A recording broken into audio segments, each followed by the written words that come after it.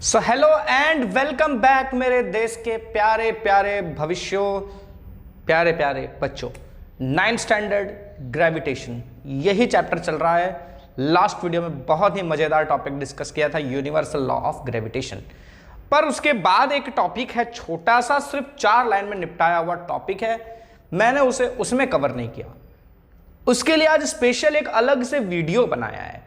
तो बच्चे ये सोच रहे होंगे 4 लाइन के लिए क्या जरूरत था अलग से वीडियो बनाने का, इसको उसमें भी कवर कर देते, लेकिन नहीं करना था क्योंकि मैं चाहता था वो 4 लाइन आपको डिटेल में समझाऊं। ठीक है, पीछे का कॉन्सेप्ट समझो। सबसे बड़ी बात, मुझे टाइड्स कैसे बनता है ये समझाना था आपको, जो कि इस वीडियो में आज हम क्लियरली उसे डिस्कस करेंगे। कई लोगों को कंफ्यूजन होता है कि टाइड्स, ये तो पता है कि सन और मून के ग्रेविटेशनल फोर्स वगैरह की वजह से बनते हैं, लेकिन कैसे बनते हैं वो डिस्कस करेंगे। तो टॉपिक का नाम है हमारा importance of universal law of gravitation. ठीक है, बट अपन इसको ऐसा भी कह सकते हैं कि इंपॉर्टेंस ऑफ ग्रेविटेशन। ठीक है, खाली यूनिवर्सल ऑफ ग्रेविटेशन नहीं, इंपॉर्टेंस ऑफ ग्रेविटेशनल फोर्स भी आप कह सकते हो। तो हमारी बुक में बच्चों 4 लाइनें लिखी हुई हैं, वो 4 लाइनें मैं पहले लिखता हूं, उसके बाद मैं उसको एक्सप्लेन करता हूं। पहला लिखा है, it is the force that binds us to earth. ठीक है, ये ग्रेविटेशनल फोर्स एक ऐसा फोर्स है जो हमको अर्थ से बाइंड करके रखता है। दूसरी चीज लिखी हुई है क्या, मून revolves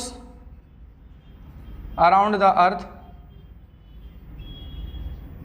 फिर थर्ड लिखा है, planets revolve या move around the sun। और चौथा लिखा है, जो इंपॉर्टेंट मैं आपको आज एक्सप्लेन भी करने वाला हूं, tides caused due to gravitational force या gravitational pull of the sun and moon. तो सबसे पहले ये वाला topic, it is the force that binds us to earth. तो देखो बच्चों, ये रहा हमारा अर्थ। ठीक है, अब ना बहुत लोग तो इस चीज को लेके कंफ्यूज्ड रहते हैं कि हम अर्थ पे रहते कहां हैं। ठीक है, तो जैसे अर्थ हमारा एक स्फीयरिकल बॉल जैसा है। ठीक है, हाँ वो बात अलग है, ऊपर से थोड़ा सा फ्लैट है, नीचे से थोड़ा सा फ्लैट है, और इन दोनों तरफ से थोड़ा सा बल्ज्ड है, बाहर की तरफ निकला हुआ है, बट फिलहाल एक स्फीयर की तरह समझ लो, सिंपल। तो हम अर्थ पर कहाँ रहते हैं, यहाँ अर्थ के अंदर रहते हैं?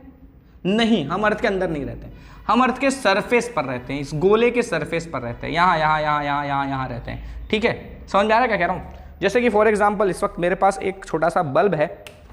ठीक है, ये आपका अर्थ का गोल वाला सरफेस है। ठीक है, तो हम इस सरफेस पर रहते हैं, अंदर की तरफ नहीं रहते हैं, सरफेस पर रहते हैं। ठीक है, तो अगर हम सरफेस पर रहते हैं तो ये स्फीयर है, तो अगर यहां चिंटू खड़ा है तो पिंटू यहां पर जब खड़ा होगा तो पिंटू का पैर नीचे होगा, है ना, सॉरी सर नीचे होगा और पैर यहां जमीन पे होगा। ठीक है, ऐसा हो गया। तो चलो, जो चिंटू का तो प्रॉब्लम नहीं है कि चिंटू आसानी से खड़ा है, लेकिन ये पिंटू तो उल्टा हो गया, तो इसको तो यहां से टुई करके नीचे चले जाना चाहिए, राइट, गिरना चाहिए, पर ये नहीं गिरता है। क्यों नहीं गिरता है?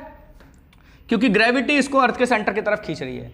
आप यहां पर हो तो यहां से भी आपको गिर जाना चाहिए, लेकिन ग्रेविटी आपको सेंटर की तरफ खींच रही है। आप कहीं पर भी हो, ग्रेविटेशनल फोर्स आपको अर्थ के सेंटर की तरफ खींच रहा है, जो कि आपको नीचे गिरने से रोक देता है, या कहीं भी। ठीक है, आप यहां पर भी होते तो आप गिर जाते, लेकिन ग्रेविटेशनल फोर्स की वजह से आप गिर नहीं पा रहे हो। क्लियर है? तो it is the force that binds us to earth. अब खाली अर्थ को ही, हमको ही बाइंड करके नहीं रखता है, या आप वही चीजें देख रहे हो जो कि अर्थ से जुड़ी हुई, जैसे कि प्लांट्स वगैरह यहाँ बने हुए हैं, हमारे ट्रीज वगैरह हैं, कोई बड़ी बड़ी बिल्डिंगें बनी हुई हैं, घर वगैरह बने हुए हैं, तो खाली इन्हीं को ग्रेविटेशनल फोर्स बाइंड करके नहीं रखता है। इसके अलावा एक और इंपॉर्टेंट चीज है, देखो हमारा अर्थ का एटमॉस्फेयर। ठीक है, हमारे अर्थ का एटमॉस्फेयर, जहां बहुत सारी गैसेस प्रेजेंट है जो हमारी जिंदगी के लिए बहुत ज्यादा जरूरी हैं, ऑक्सीजन, कार्बन डाइऑक्साइड, नाइट्रोजन वगैरह वगैरह, कई गैसेस हमारे एटमॉस्फेयर में प्रेजेंट है। इन सारे गैसेस को भी हमारे अर्थ का ग्रेविटेशनल फोर्स पकड़ कर रखता है। अगर अर्थ की ग्रेविटी खत्म हो जाए तो क्या क्या होगा? देखो, हम तो धड़ाम धड़ाम गिरेंगे ही, ठीक है, लेकिन उसके पहले देखो, ये एटमॉस्फेयर में जो गैसेस है ना, वो हमारे अर्थ को छोड़कर चली जाएंगी हमेशा के लिए। एटमॉस्फेयर खत्म मतलब सारी जो गैसेस हमारी जिंदगी के लिए जरूरी है सब छोड़ो, ऑक्सीजन मिलना ही बंद हो जाएगा, ऐसे ही मर जाएंगे हम, फिर गिरने की जरूरत ही नहीं है हमको, है ना? समझ में आया? वीक भी हो गया तो भी तकलीफ हो जाएगी, ठीक है। तो ये काफ़ी कुछ कैलकुलेटेड वे में बनाया हुआ है नेचर ने, बहुत ही ज़बरदस्त करिश्मा है ये, ठीक है। तो ये चीज़ें हैं कि हमको अर्थ ने बाइंड करके रखा हुआ है ग्रेविटेशनल फोर्स की वजह से, या अब ऐसा कह सकते हैं हमारे एटमॉस्फेयर को भी बाइंड करके रखा है। एक और एक्स्ट्रा चीज़ है, बट लेट इट बी, वो अपने एक्स्ट्रा नॉलेज के लिए हो गया। टेक्स्ट बुक का जो है उसमें ये चीज़ नहीं कवर की हुई है। चलो सेकंड पॉइंट है moon revolves around the earth. ये चीज़ तो थोड़ी बहुत हमने डिस्कस की भी हुई है लास्ट वीडियो में शायद। हमारे अर्थ के अगल बगल जो मून घूमता है, ठीक है, हमें पता है किसी भी चीज़ को अगर घूमना है अगल बगल, किसी चीज़ को अगर दूसरी चीज़ के अगल बगल घूमना है तो उसे घूमने के लिए एक सेंट्रीपिटल फोर्स चाहिए, ठीक है। वो सेंट्रीपिटल फोर्स इसको कौन देता है? मून को, हमारा अर्थ का ग्रेविटेशनल फोर्स। तो ये हमारा अर्थ है और मून हमारे अगल बगल घूमता है, ठीक है। और हर जगह जहाँ भी वो जाता है, ठीक है, उसके ऊपर अर्थ का ग्रेविटेशनल फोर्स लग रहा होता है। अगर अर्थ का ग्रेविटेशनल फोर्स लगना बंद हो गया, सपोज यहाँ पर पहुंचा और अर्थ का ग्रेविटेशनल फोर्स लगना बंद हो गया, यानी कि इस तरफ लगने वाला फोर्स खत्म हो गया, तो मून सीधा चला जाएगा, ठीक है, अर्थ को छोड़ के चला जाएगा दूर दूर दूर। और फिर ना कोई ईद मनाएगा, ना कोई करवा चौथ मनाएगा, ना कोई ऐसा फेस्टिवल मनाया जा पाएगा जो मून को देख के मनाया जाता है। सबसे बड़ी दिक्कत है, फेस्टिवल तो गया तेल लेने, छुट्टियां मिलना बंद हो जाएगी, और सबसे बड़ा प्रॉब्लम बच्चों का तो वो है ना। तो मून भी अर्थ के अगल बगल रिवॉल्व करता है, उसके पीछे भी ग्रेविटी रिस्पॉन्सिबल है। आप कह सकते हो कि उसमें भी यूनिवर्सल लॉ ऑफ ग्रेविटेशन का इंपॉर्टेंस इन्वॉल्व है। प्लैनेट्स मूव अराउंड द सन, अरे भाई ये सेम ही कॉन्सेप्ट है, ठीक है, ये सेम ही कॉन्सेप्ट है कि प्लैनेट्स जो है मून के आसपास सॉरी कहाँ चला गया यार, चलो इसी से काम चलाते हैं, थोड़ा खराब हो गया है। तो प्लैनेट्स जो है सब सन के अगल बगल वैसे ही घूमते हैं जैसे कि हमारा मून अर्थ के बगल घूमता है, ठीक है। एक प्लैनेट ऐसे से घूम रहा है, ठीक है, क्योंकि इन सबको जहाँ भी जाए प्लैनेट उसके ऊपर लगातार सन का ग्रेविटेशनल फोर्स लग रहा होता है, वो उसको बाइंड अप करके रखता है। अगर कहीं सन का ग्रेविटेशनल फोर्स खत्म हो गया तो ये प्लैनेट यहाँ पर फोर्स खत्म हो गया तो ऐसे चला जाएगा। ये हर प्लैनेट के लिए ऐसा ही होता है, ठीक है। अलग अलग ऑर्बिट में सारे प्लैनेट्स सन के अगल बगल घूमते हैं, उसके पीछे की वजह क्या है? Gravitational force. अब आते हैं मेन मुद्दे पर, आज का जो डिटेल टॉपिक है, tide cause due to gravitational pull of the sun and the moon. Sun और मून की वजह से हमारे यहाँ टाइड्स आते हैं। टाइड समझते हो ना आप? अगर कभी सी बीच पर गए होंगे और आपने ज़्यादा टाइम स्पेंड किया होगा तो आप देखोगे कि एक टाइम ऐसा होता है कि पानी काफ़ी आगे तक आया हुआ रहता है, और अगर आपने, डिपेंड करता है कि आप किस टाइम पर पहुंचे हो, अगर आप लकी होगे तो शायद आपने देखा होगा कि थोड़े टाइम बाद आपको पता चलेगा कि पानी एकदम दूर जा रहा है, ठीक है, आपसे काफ़ी दूर चला जाता है। कई बार आप बीच पर पहुंचे होंगे तो आपने देखा होगा कि पानी काफ़ी दूर था, ठीक है, और थोड़े देर रुकने पर पानी धीरे धीरे आगे आ जाता है ना। तो धीरे धीरे आगे आता रहता है, धीरे धीरे पीछे जाता रहता है। यही चीज़ को हम कहते हैं टाइड्स एंड एब्स, ठीक है, या हाई टाइड लो टाइड भी कहते हैं। क्लियर है? ये कैसे होता है वो देखते हैं। तो जो आपको हाई और लो टाइड समझाने की बात है उसमें देखो ये डायग्राम बना रखा है मैंने। मान लो ये हमारा अर्थ है, ये वाला हिस्सा, ये ब्लैकिश कलर का जो मैंने दिखाई अर्थ है, और इसके अगल बगल जो ब्लू कलर का आपको राउंड दिखा रहा हूं मैं, ये हमारा पूरा पानी का लेयर है अर्थ के सरफेस पर, ठीक है। ऐसा समझ लो, एग्जैक्टली ऐसा ही नहीं होता है, थोड़ी चीजें अलग अलग आएंगी, लेकिन ये कॉन्सेप्ट आपको पूरी तरह से एक्सप्लेन कर सकता है कि कैसे टाइड्स और एब्स आते हैं, ठीक है, या हाई टाइड लो टाइड आते हैं, अपन ऐसा कह सकते हैं।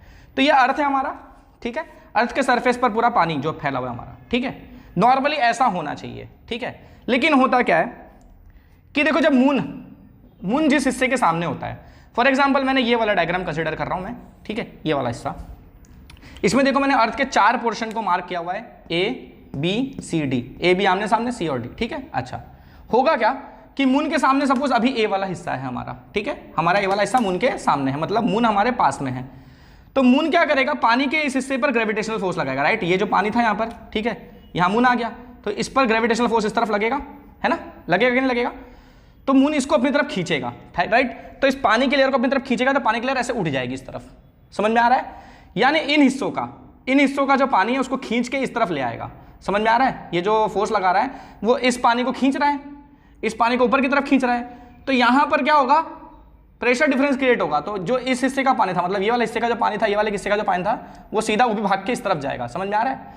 तो ये पानी का लेयर यहाँ पर ऊंचा उठ जाएगा, इन हिस्सों में पानी क्या हो जाएगा? कम हो जाएगा। देख रहे हो?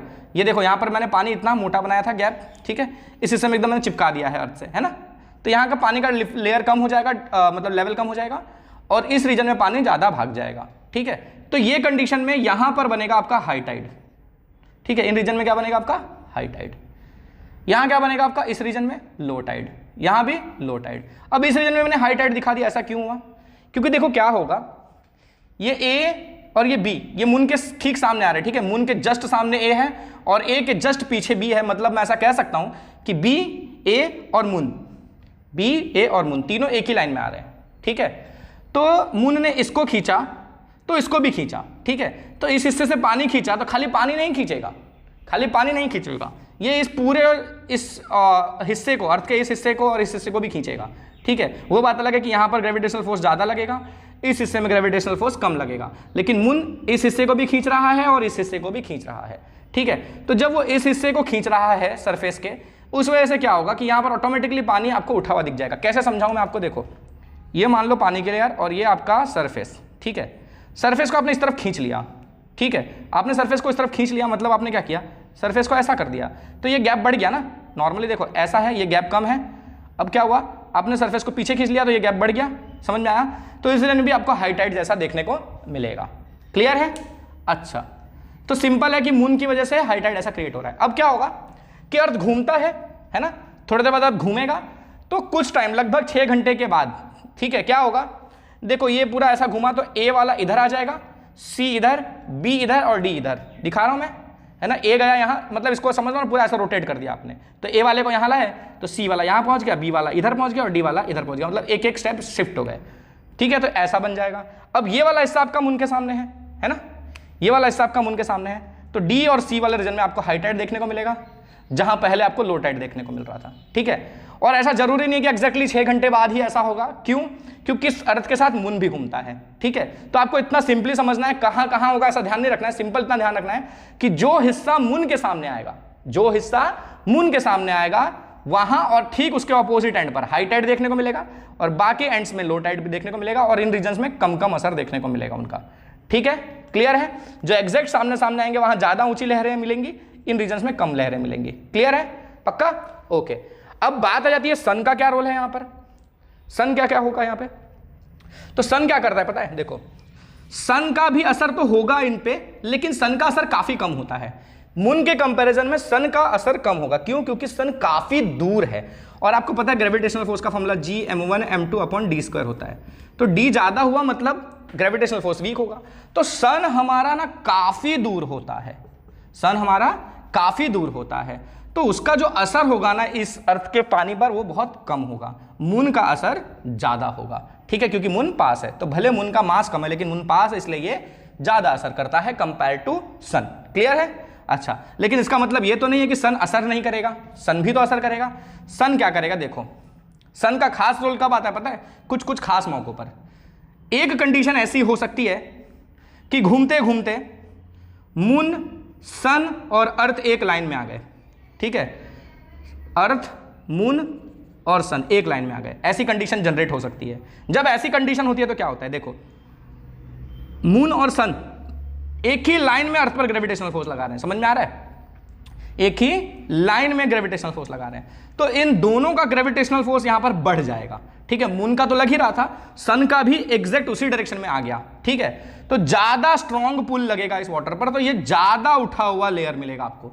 जो नॉर्मल हाई टाइड्स आते हैं ना, उससे ज्यादा ऊंची लहर आपको यहां देखने को मिल सकती है, ठीक है। इसे हम कहते हैं क्या, स्प्रिंग टाइड। क्या कहते हैं हम इसे, स्प्रिंग टाइड। ये कब होगा, जब सन और मून लाइन में आ जाएंगे आमने सामने एकदम, और तब ग्रेविटेशनल फोर्स लगेगा आपके अर्थ के ऊपर, तो उस केस में स्प्रिंग टाइड देखने को मिलता है। इन दोनों रीजन्स में, आमने सामने रीजन्स में स्प्रिंग टाइड मिलेगा। अच्छा, फिर कभी कभी क्या होता है कि मान लो आपका मून यहां पर है और सन यहां पर है, ठीक है। तो मून यहां पर पानी को इस तरफ खींच रहा है और सन पानी को इस तरफ खींच रहा है, ठीक है। तो जो नॉर्मल, ये जो ब्लू लाइन से दिखाया था मैंने, नॉर्मल डेज में हाई टाइड जो आपको मिलता है उससे कम टाइड आपको देखने को मिलेगा, ठीक है, उससे कम हाइट पे आपको टाइड मिलेगा, ठीक है। क्लियर है? उस रीजन में क्या होगा, यहां पर थोड़ा सा लेयर उठ जाएगी, यहां पर थोड़ी सी लेयर उठ जाएगी, जो नॉर्मल डेज में कम होती है वो थोड़ी ज्यादा हो जाएगी, और यहां जो नॉर्मल डेज में ज्यादा होती है वो थोड़ी सी कम हो जाएगी।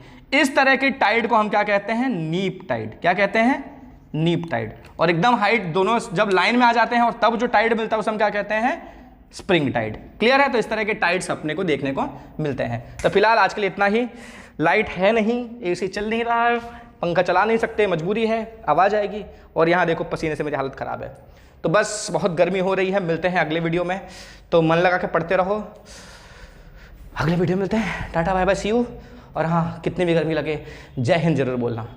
जय हिंद।